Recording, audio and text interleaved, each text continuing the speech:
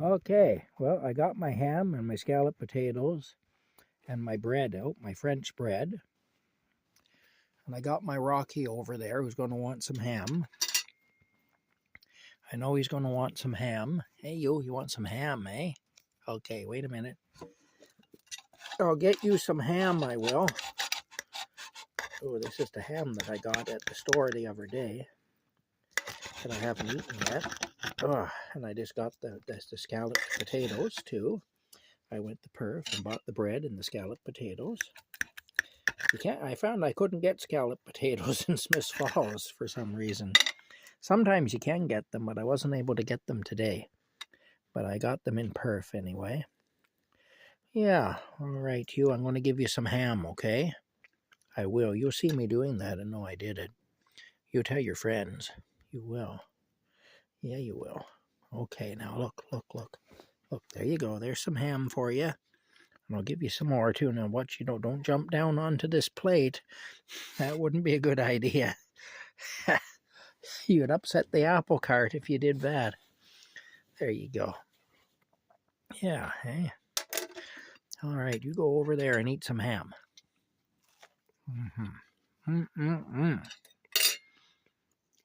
That is a good piece of ham.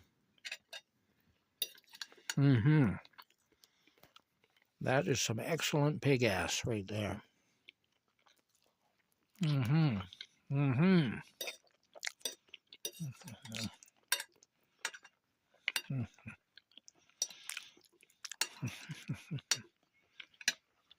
Anyway, there you go. I better brush them off another piece, I guess, eh?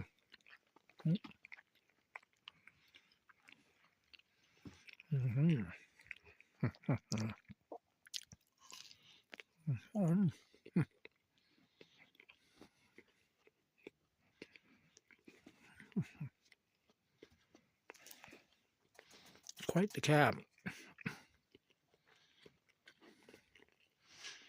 Anyway, that's it for now, I guess.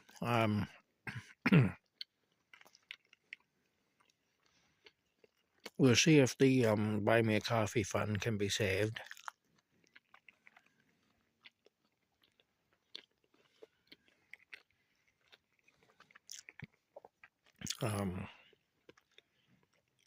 Like I say, it looks like at most I'll be losing about $300 a month, if it can be, at the very most.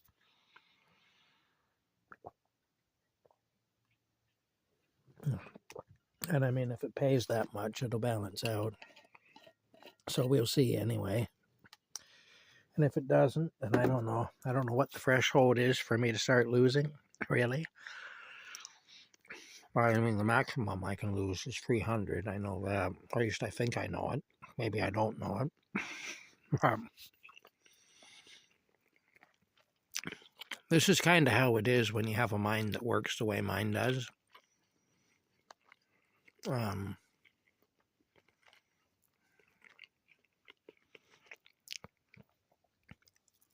But it's funny. Even like doing my taxes, one of the reasons I hire H&R Block to do them now is because there was a period of time where I tried to do them. It was always a disaster. It was always very stressful.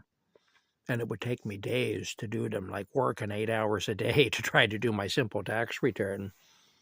And it was really frustrating. And then I'd finally have it the way I thought it should be. In some cases, I'd go through a half a dozen sets of forms before I would actually get it, that it seemed like that was probably it. And then months later, it had come back all corrected. So I remember one year I did my own taxes, and the first result I got said that the government owed me $30,000. Well, even I knew that couldn't be right. And so I ended up having to do them a couple more times before I got a figure that made sense to me, and it was still wrong. Again, months later, I got it back all corrected. So, I mean, I think the only reason I didn't get prosecuted for attempting to commit tax fraud when I was filing myself is that the people down at Revenue Canada could tell that the forms were filled out by somebody who wasn't all there, you know. I think that's why. By somebody who just didn't know what they were doing. So anyway, now I hire H&R Block to do it. And it's an easy process. If there's an issue, I can go back to them and they'll fix it for me. And that has happened a couple of times where the government said that I didn't do something that I had done or whatever. And I was able to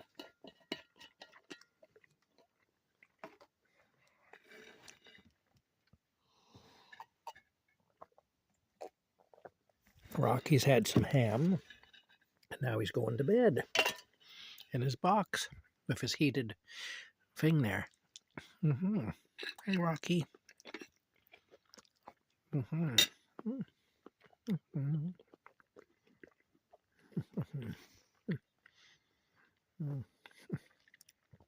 He's a good boy.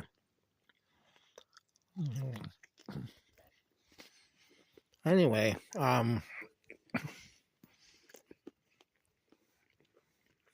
yeah, so the government, there was a couple of times there were issues. And H&R Block fixed it right away. If it had been me trying to fix it, it never would have gotten fixed properly. So,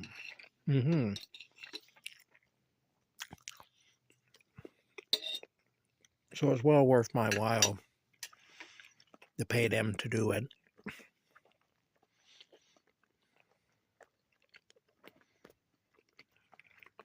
Because otherwise,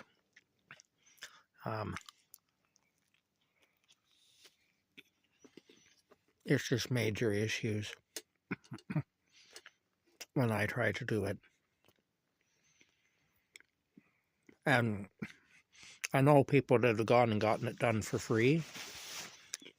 And those people sometimes really screw it up bad. Like there's volunteers that do it.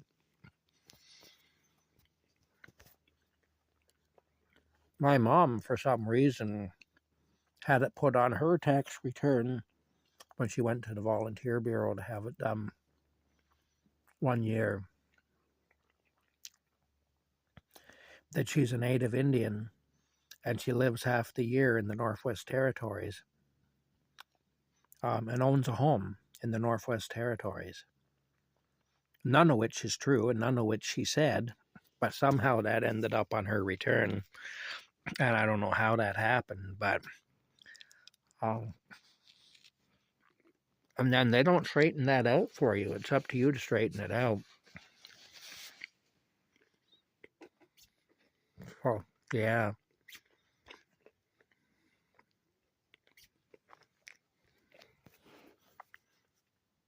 And we don't know to this day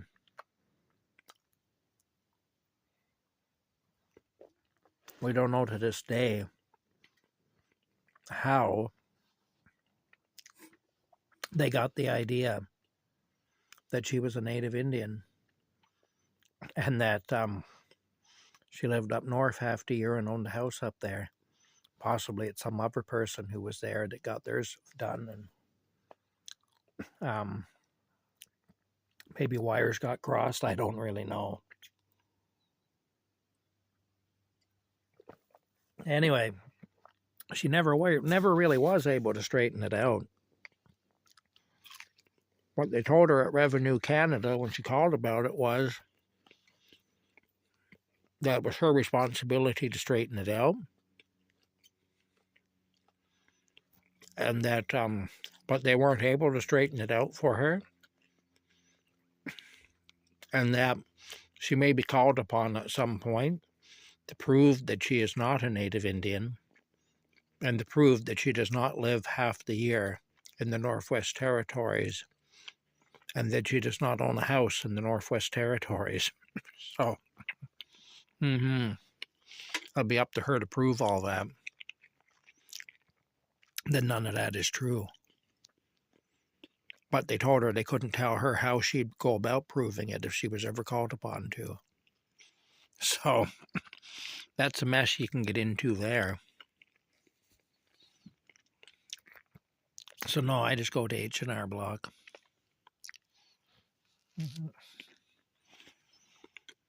It does cost something, but I've had really good luck with them, so I figure I'll keep doing what works. Anyway, that's it for now. We'll see you later. I'm going to eat my supper.